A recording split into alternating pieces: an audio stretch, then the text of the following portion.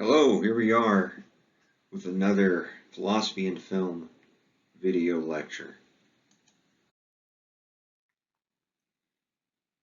This lecture, the topic is reality and appearance. We're going to talk about the life and death of Socrates, Plato's cave, and briefly touch on the Matrix, which is our viewing for this topic.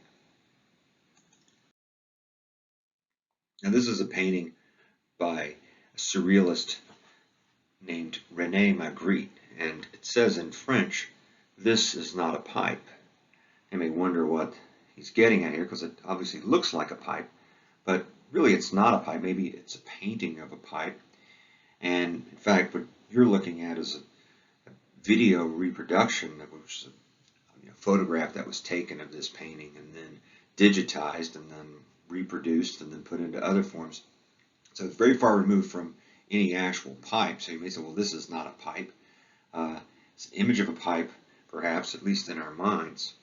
So trying to use this painting to bring to light this distinction between what things appear to be and what they really are. So one way to ask the question about appearance and reality is, what is really real? Is what we see and hear, is that what's real? Or is there a deeper reality, or maybe an invisible reality, or another reality that maybe is really real, that exists beyond what our senses can detect, what we can see and hear and taste and touch? So the distinction is often made between appearance and reality. And some philosophers say, well, things are not the way they appear. Some philosophers, on the other hand, say that things are exactly the way they appear. That appearance is reality. Now, one of the most famous philosophers of all time is Socrates, an ancient Athenian philosopher who lived in Greece. In the years noted here, one of his more famous philosophical one-liners is, "The unexamined life is not worth living." He thought that we should think about ourselves, think about human nature, think about what we are, and try to understand that. And that was the most important task we could set for ourselves. Now, Socrates found himself in a bit of trouble. He went around questioning powerful people in Athens to see if they knew what the truth about things really was, how deep they could go in understanding things. And what he found out through his questioning of them was that they often seemed to not know what they were talking about. He talked to politicians and religious figures and artists, and even though they made claims about the gods and about the soul, when he questioned them, he found that they didn't seem to really be able to explain or support what they were saying. And he got quite a large following among some of the young men of Athens. And he was brought to trial and questioned. He was claimed that he was corrupting the youth, among other things, and he was found guilty and sentenced to death. And he eventually, in this famous scene, he's in prison, and the way they would execute someone of Socrates' social status, they would give them this poison to drink, and they, of course they were required to drink it. If they didn't, they would force them to drink it. So it's supposed to show that even at the moment of his death, that Socrates was still talking about philosophy, and he was brave, and whereas everyone else is upset about what's going on, he is still in control of himself. He didn't think he could be harmed by people who were bad. And so he had this idea that there's a real world that's beyond the world that we see, and he was trying to lead people to that somehow through argument. He didn't think he had the truth, but as a philosopher, he was always seeking to find the truth. He took another saying from the oracle at Delphi, which was where this word from the god about his mission had come from, that you would know yourself, that this was really important, that you understood who you were.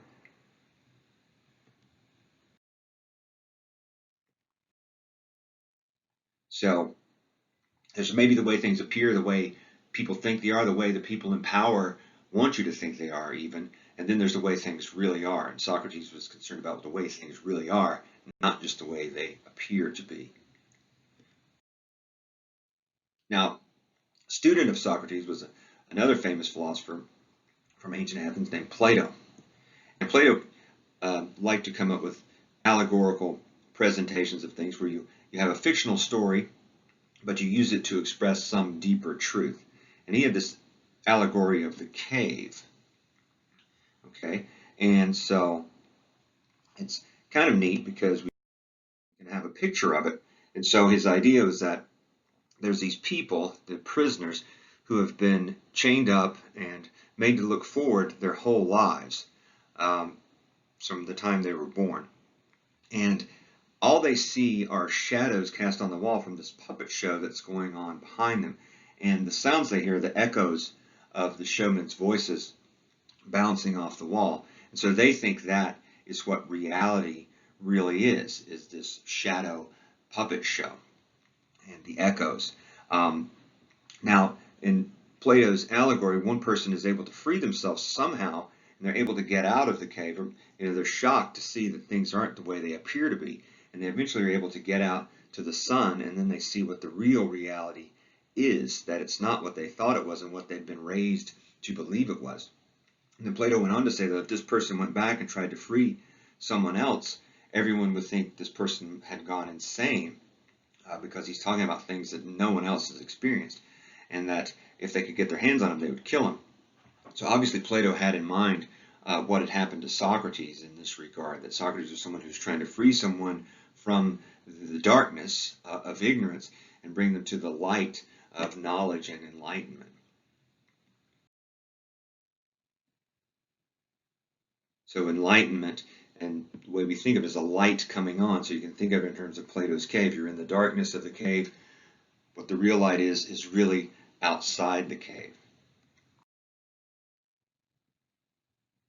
And Socrates, after he's the character who relates this in Plato's story, he says, "This is my belief, whether right or wrong, God knows." So Socrates is still being humble. He's saying that, this is what I've come to believe about things.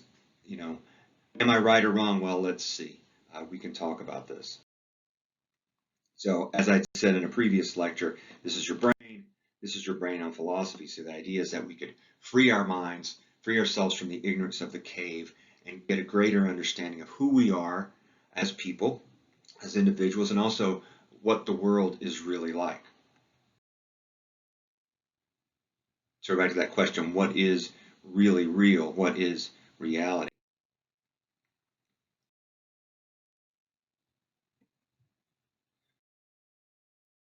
So here's another depiction of Plato's cave, a more three-dimensional looking version of it.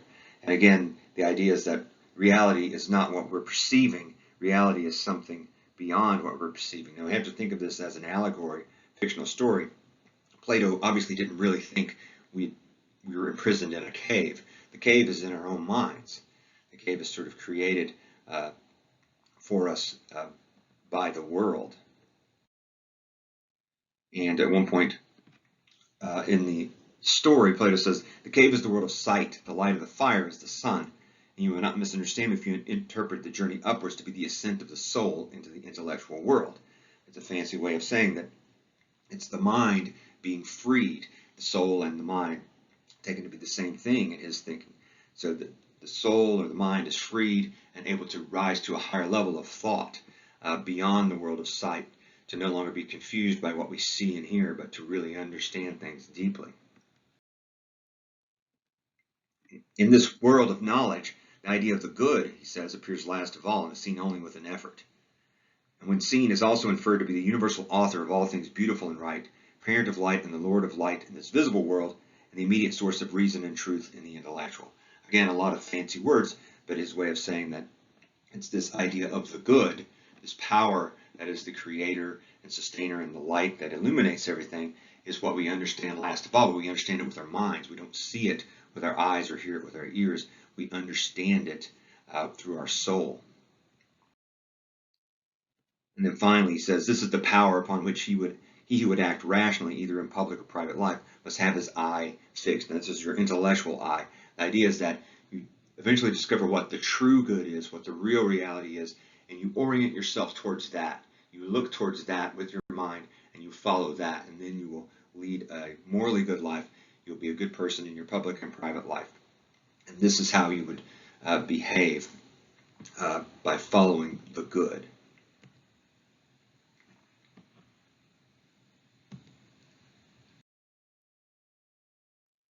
So again, back to the cave, and the idea is that once we got out of the cave, we would see the sun. Again, we don't see it literally with our eyes, and that Plato's cave is the fictional version of this, but we would understand it with our mind. We would understand the true good. The sun is stands in for the good, according to Plato.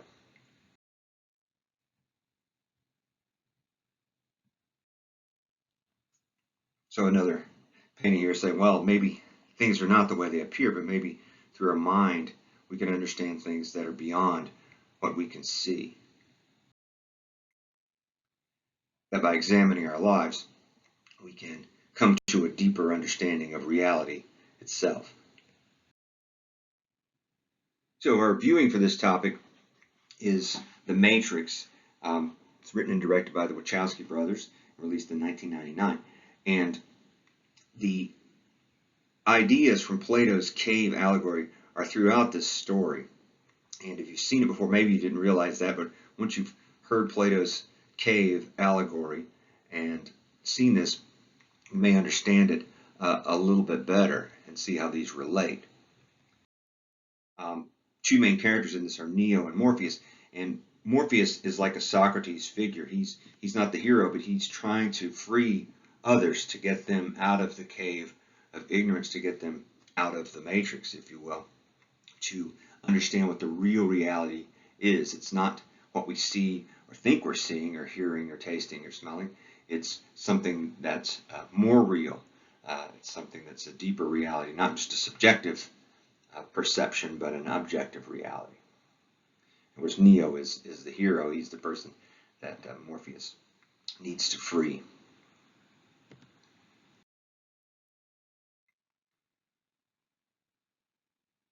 Okay, so that does it for this lesson, and cheers.